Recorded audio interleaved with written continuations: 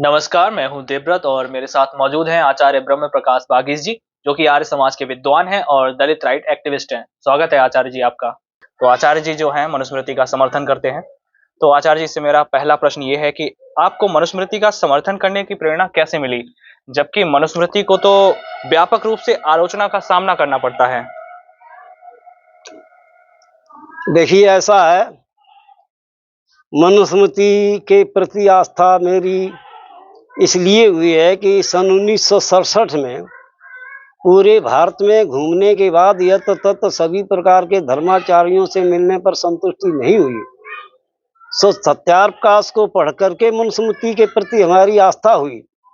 महर्षि दयानंद सरस्वती ने मनुस्मृति के बारे में ठीक ठीक से अनुशीलन किया है। उनके प्रमाणों को सबसे अधिक अपने ग्रंथों में प्रमाण रूप में प्रस्तुत भी किया है और व्याकरण के आधार पर, तर्क के आधार पर, ऐतिहासिक रूप से सभी प्रकार से मनुस्मृति के बारे में अनुसंधान पूर्वक, चैलेंज पूर्वक, घोषणा पूर्वक ऋषि दयानंद सरस्वती ने इसमें जो समर्थन किया है उसका विरोध करने का सामर्थ्य क्रियात्मक रूप में अभी तक किसी के अंदर साहस उत्पन्न नहीं हुआ है। अगर कोई साहस रखता है तो वो मेरे से कहीं भी वार्ता चर्चा कर सकता है, उसको खुला चैलेंज है। आचार्य जी, मनुस्मृति में बहुत से ऐसे श्लोक हैं जो महिला विरोधी बताए जाते हैं और दलित विरोधी बताए जाते हैं। जैसे कि मनुस्मृति का एक श्लोक है जिसमें 5वें अध्याय का 148वां श्लोक जो कहता है कि महिलाएं आजाद नहीं हो सकती, महिलाओं की आजादी पर प्रश्न खड़ा करता है। ऐसे ही दलित विरोधी अगर देखा जाए तो एक पहले ही चैप्टर का 91 श्लोक है, वो कहता है कि जो शूद्र वर्ग है वो सिर्फ और सिर्फ उच्च वर्ग के लोगों के लिए, सेवा के लिए ही बना है। तो ऐसे जो श्लोक हैं जो महिलाओं की शिक्षा को लेकर और दलित विरोधी जो श्लोक बताए जाते हैं, इन पर आपका क्या कहना है? देखिए, इस विषय में भारतवर्ष की जितनी मान्यताएं हैं, जितने ग्रंथ हैं, उनको प्रामाणिक रूप से अध्ययन किया जाए और पता किया जाए। पता करने पर यह विदित हुआ है कि मनुस्मृति के अंदर सत्याप्रकाश के चौथे समुल्लास में और यत तत अनेक जगह पर महर्षि दयानंद सरस्वती ने लिखा, यत्र नार्यस्तु पूज्यन्ते रमन्ते तत्र देवता यत्रैतास्तु न पूज्यन्ते सर्वास्तत्र अफला क्रिया। और दूसरा, ये तो स्त्रियों के बारे में, जो कि आजकल मीडिया पर और चैनलों पर लगभग इस श्लोक का उदाहरण बहुत सारे लोग दे रहे हैं। अगर कोई बारीकी से देखता हो तो उससे भी विदित होता है।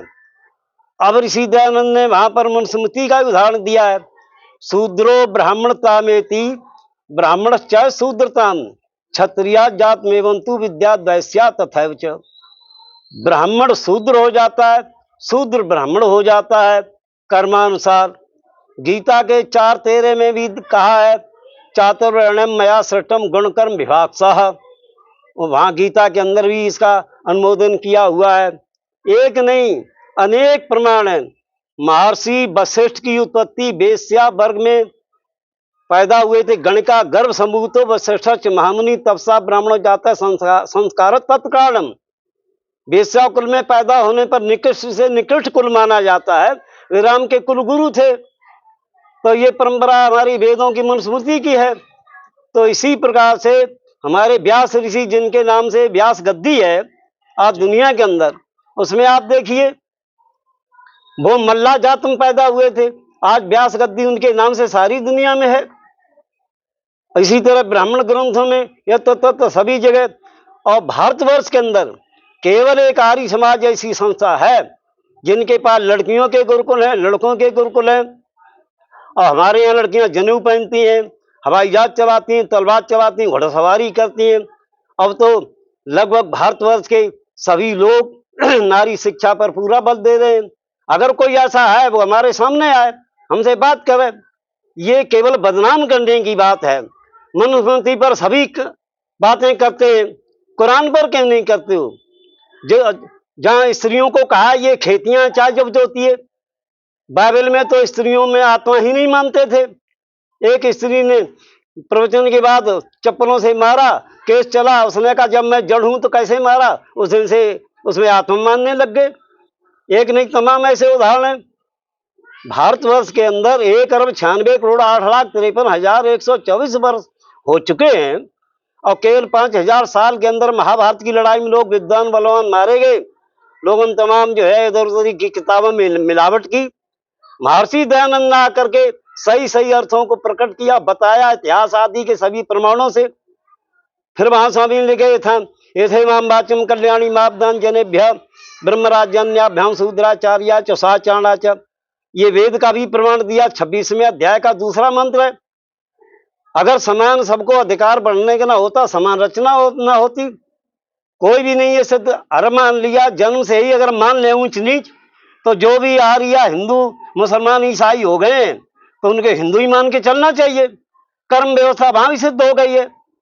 इसलिए ये सब अनर्गल बातें हैं, इनको गहराई से आप पढ़िए, देखिए निष्पक्षता, तब आपको पता लगेगा। लेकिन जो श्लोक हैं, जैसे अध्याय 4 का 99 श्लोक कहता है कि जो वेद पढ़े अगर शूद्र तो उसके कानों में शीशा डाल दो, तो यहाँ पर विरोधाभास नजर आता है। कुछ श्लोक जो हैं वो स्त्रियों के लिए भी अच्छी बातें बताते हैं, शूद्रों के लिए भी अच्छी बातें बताते हैं, लेकिन वहीं दूसरी तरफ ऐसे भी श्लोक हैं जो स्त्री विरोधी और शूद्र विरोधी हैं। ये कहाँ से आए श्लोक? ये सब मिलावट की गई है। क्या प्रमाण है ये इसका? विदेशी लोगों के द्वारा मिलावट की गई है भारत के लोगों को बदनाम करने के लिए। तो मिलावट, और अगर ऐसा है तो राम के कुलगुरु कौन थे? वशिष्ठ। और वशिष्ठ की उत्पत्ति जात के आधार पर, कुल के आधार पर, जिसे बारांगना कहते हैं, बार बधू कहते हैं, वेश्या कहते हैं, उस कुल में वे पैदा हुए थे।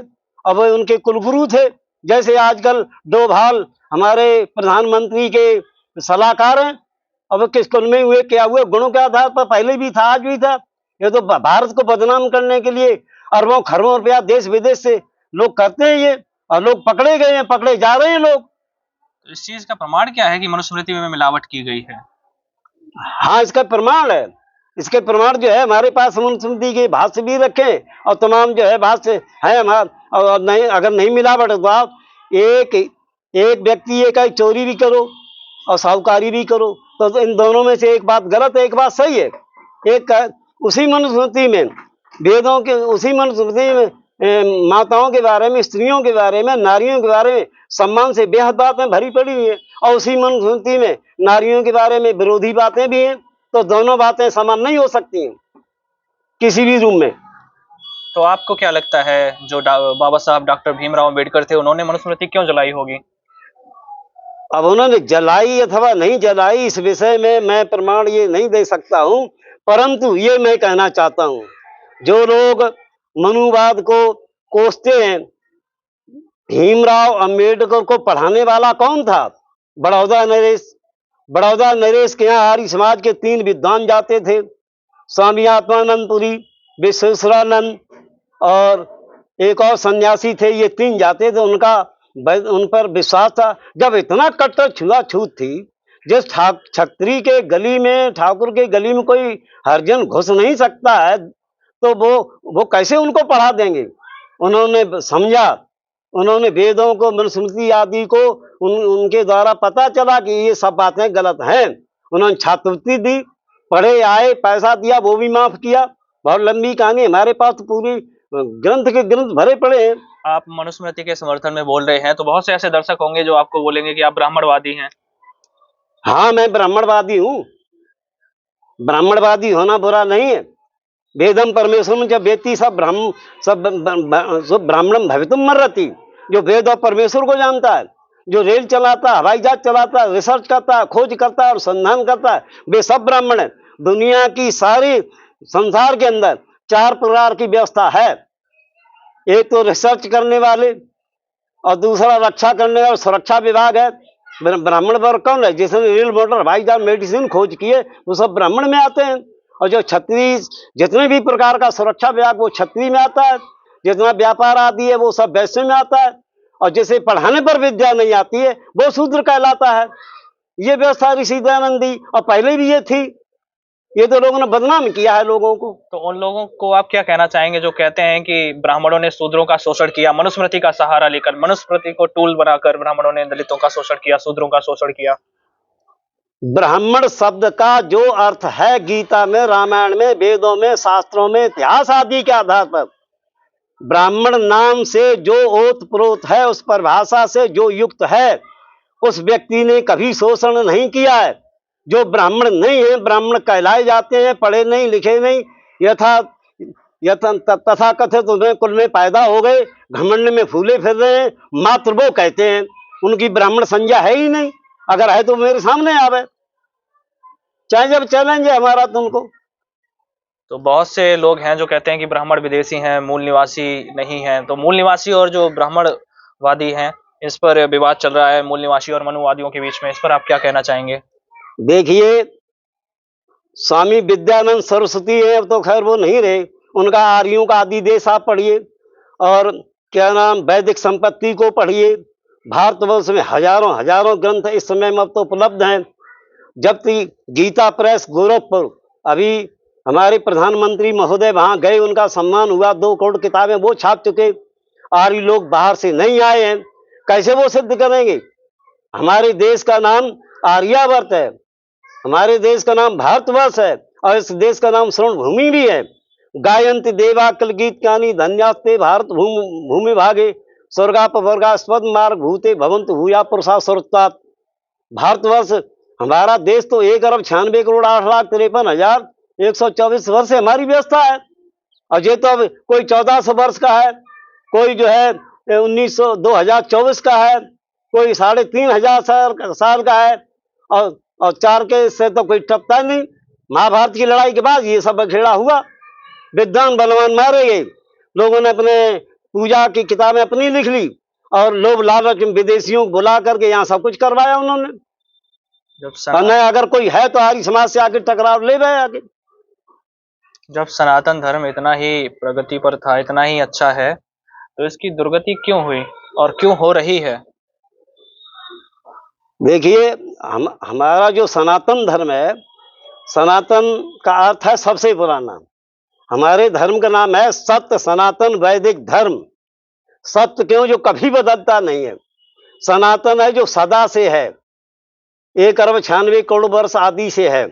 सत्य वैदिक जिसका मूल वेद है, और धर्म जिसको धारण करने से ही उन्नति होगी।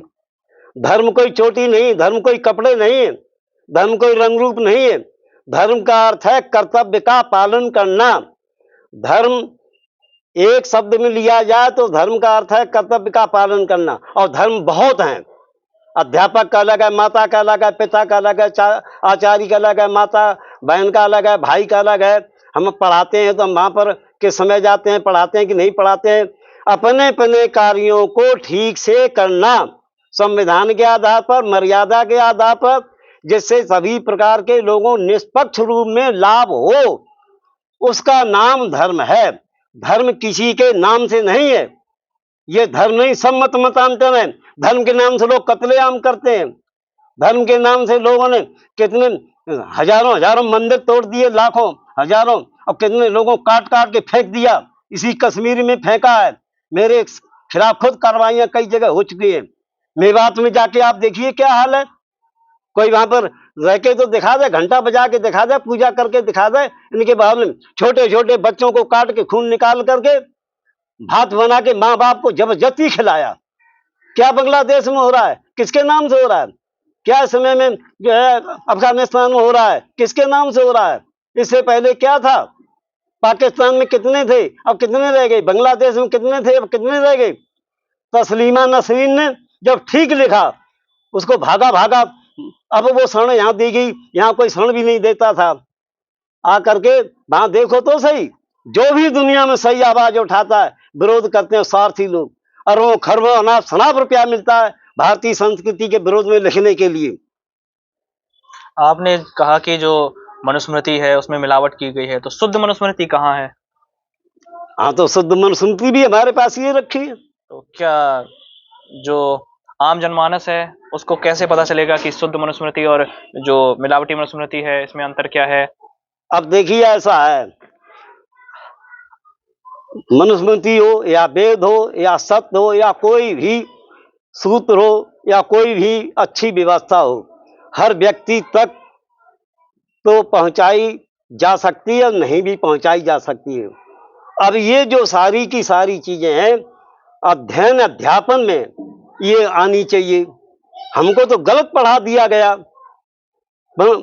हम आपसे मिले नहीं, किसी ने कह दिया देवव्रत जी जो है बहुत गलत है। हम आपके गांव में गए, हम आपसे मिले नहीं, लोगों की रिपोर्ट के आधार पर चला आया, हमने किताब में लिखा देवव्रत बहुत खराब है, क्योंकि 50 आदमियों ने कहा। लेकिन देवव्रत का व्यवहार इस क्षेत्र में ऐसा है कि सबसे बढ़िया है। ये हुआ है, अफवाह उड़ाई लोगों ने। वहां पर किसी ने एक थप्पड़ नहीं मारी और ये कह दिया कि वहां पर 5 आदमी पीट दिए, वहां यहाँ जो 10 मार दिए और 50 घायल कर दिए, जबकि एक उंगली भी नहीं लगी। ये लिखने में, पढ़ने में, बोलने में ये सब हो रहा है। केवल आर्य समाज के अलावा कोई भी संस्था सत्य का प्रचार करने वाली न थी, न है, न होगी। जितने भी हैं लोभ, लालच, भय से ये सब करते हैं। पुरुषोत्तम नागेश का तो हमने प्रवचन सुना, हमने उनका प्रवचन करवाया, और कई बड़े बड़े विद्वानों का अटेंड दिल्ली, बंबई, कलकत्ता बहुत जगह हमने किया है। उनको हमने भांपा, देखा, कोई है तो आए सामने। तुम्हारे लोगों के यहाँ तो ये लिखा रखा है, स्त्री शूद्रो न जेतामिति श्रुते, आज भी लिख रखा है स्त्री शूद्र ना पढ़े। इसी सत्याप्रकाश स्वामी जी ने कहा सब भाड़ में पढ़ो, सब पढ़ेंगे, पढ़ने को सबको अधिकार है। अगर भारतवर्ष के अंदर कैकेयी अगर धनुर्विद्या ना जानती होती तो राजा दशरथ का साथ कैसे देती। इसी प्रकार से योगाभ्यास स्त्रियां भी करें, ये स्वामी जी ने वहां लिखा हुआ है। 31 वर्ष का जो 14 विद्याओं का विधान वो सबको समान रूप से दिया। आकर के भारत सरकार के बाद आर्य समाज ने सबसे ज्यादा शिक्षा में गुरुकुलों के माध्यम से, विद्यालयों के नाम से काम किए, क्रियात्मक दिखाया है। हर जगह घुड़सवारी से लेके, अब तो स्वामी रामदेव की ये कहां से पढ़ के निकले, ये गुरुकुल से पढ़ के निकले, जिनके पास एक लोटा बाल्टी भी नहीं थी जी। आज सारे संसार, एक भी डिग्री नहीं इस आदमी के पास। और कहां तक है, कोई आवे सामने आवे, योग के आधार पर है, वेद के आधार पर है, तर्क के आधार पर है। इनके मोहल्ले में तो कोई घंटा नहीं बजा सकता है, कोई मंदिर में नहीं जा सकता, कोई कुछ भी नहीं कर सकता है। और 10,000 में ये एक रहता है, देश के दुश्मन, और देखिए दो के बीच में एक नहीं रह सकता है। हमारे खिलाफ मेवात में कार्रवाई हुई, बिहार में हुई है, हमारे औरैया मेरे खिलाफ कार्रवाई हो चुकी है। हम तो कई जगह, हम तो कैसे बचे हुए हैं, हमारे खिलाफ तो बहुत कुछ हुआ है जी। तो आप सुन रहे थे हम आचार्य ब्रह्म प्रकाश बागी जी को, जो कि मनुस्मृति के इतना व्यापक रूप से विरोध हो रहा है, फिर भी उसके समर्थन में बोल रहे हैं और चैलेंज कर रहे हैं कि कोई भी उनसे आके इस मामले को लेकर उनसे बहस डिबेट कर सकता है। तो आचार्य जी कुछ और अन्य बात आप जोड़ना चाहेंगे? हाँ देखिए, अब ऐसा है, एक व्यक्ति वो है जो माता पिता के बारे में, माता पिता की सेवा करने में किताबें लिख देता है, पर सेवा बिल्कुल नहीं करता है जी। और एक वो व्यक्ति है जो सामान्य ज्ञान रखता है, माता पिता की सेवा ठीक ठीक से करता है। तो इन दोनों में उत्तीर्ण कौन है? इसमें कौन पास कौन फेल है? साधारण भाषा में देखा जाए तो जो अपने माता पिता की सेवा करता है। हाँ, इसी प्रकार से जो लोग, मैं कहता हूं अगर तुम विरोधी हो तो उसके आधार पर आचरण करके दिखाओ। हमें तुम गाली देते हो, सब कुछ करते हो, तो हमारे प्रधानमंत्री भी को कौन सी गाली नहीं दी लोगों ने। इतना सहनशील, इतना ईमानदार, कर्मठ व्यक्ति होना दूभर है। हमने सारे जीवन कभी नहीं सुना नेताओं से ईमानदारी पे भाषण, वो हमने सुना कश्मीर में। हम तो कश्मीर में गए और वहां पर अब क्या हाल है कश्मीर का, अब क्या हाल है भारतवर्ष के तमाम जगहों पर, किस लिए कि राज सत्ता के माध्यम से। इसलिए चाहे कोई कुछ भी करे, क्रियात्मक विरोध करके कोई माई का लाल हो वो दिखा देवे। तुम अपनी लड़कियों को क्यों पढ़ाते हो? इसी क्षेत्र में जो जिनके यहाँ स्त्रियों की घोर से घोर निंदा लिखी, उनकी लड़कियां यहाँ बड़े बड़े सर्विसों में, आयुर्वेद में भी है और पूरे भारत में। अब तो तालिबान ने क्या किया, मकान के अंदर से कोई स्त्री झांक नहीं सकती है, ये कानून अभी बनाया। 6 तक पढ़ाने का था, 3 तक था, वो भी खत्म कर दिया है।